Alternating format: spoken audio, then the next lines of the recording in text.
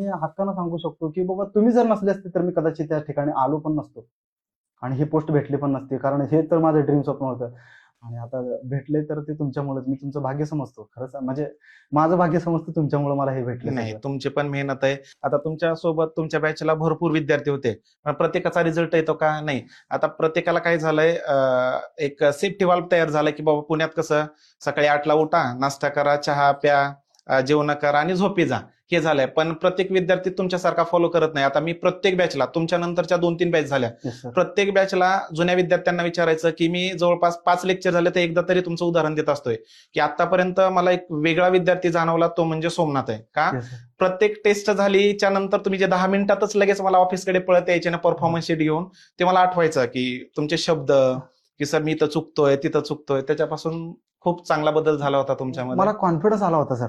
Yes. कारण मी exam फोडणार म्हणजे फोडणार. जे आलोय तुमच्याकडं तेव्हा जे रिझल्ट सुरू झालेत माझे अजून सुद्धा रिझल्ट येतात. आता सुद्धा तुम्ही कधीही जाऊन मला बसवा कुठलाही पेपर अभ्यास न करता तरी सुद्धा एक्झाम फोडून येतो. एवढं कॉन्फिडन्स आता सुद्धा मी म्हणजे मेंटेन केलंय. कारण एक एक डायरेक्शन कळलेलं आहे. पहिली गोष्ट म्हणजे काय करायचं आणि काय सोडायचं हे मात्र त्याच्यावरती देखील कमांड आलंय.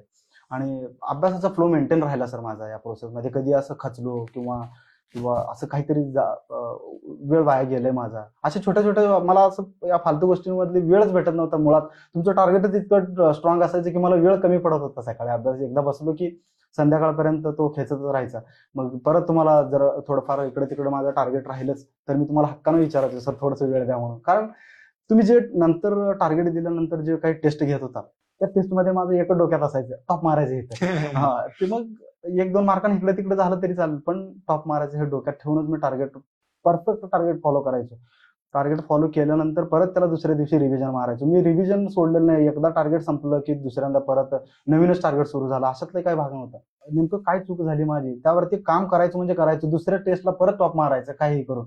सचिन सरांचं नाव खराब नाही झालं पाहिजे. कारण माझ्या नजरेत एक वेगळंच तुमच्या नजरेत त्यावेळेला माझं नाव तयार झालेलं होतं. येस. नाही, नाही, नाही. आणि तुम्हाला माझं पहिलं लेक्चर आठवतंय काही? हो सर. टॉप 10चा स्कोअर येत असून देखील मी तरी सुद्धा तुम्हाला सांगायचो की बाबा सर ह्या गोष्टी माझ्या चुकतायत. तुम्ही त्यावरती काय काम करू. मग तुम्ही खूप चांगल्या पद्धतीने मला मार्गदर्शन केलंय. आता पेपरमध्ये फायनल पेपरला देखील खूप चांगल्या पद्धतीने उतरवायचे सर. जाताना तुम्हाला भेटून किंवा मेसेज नाही, नाही. करूनच. मला आठवतंय प्रत्येक वेळेस आलात ना तुम्ही, तुम्ही पाया पडल्याशिवाय कधी गेले नाहीत. हा आणि ते आम्हाला पण बरं वाटायचं, की बाबा एवढा आता, कारण मी पहिल्या लेक्चरला जसं तुम्हाला सांगायचो, की मला अहंकारी नसलेले विद्यार्थी पाहिजेत. का?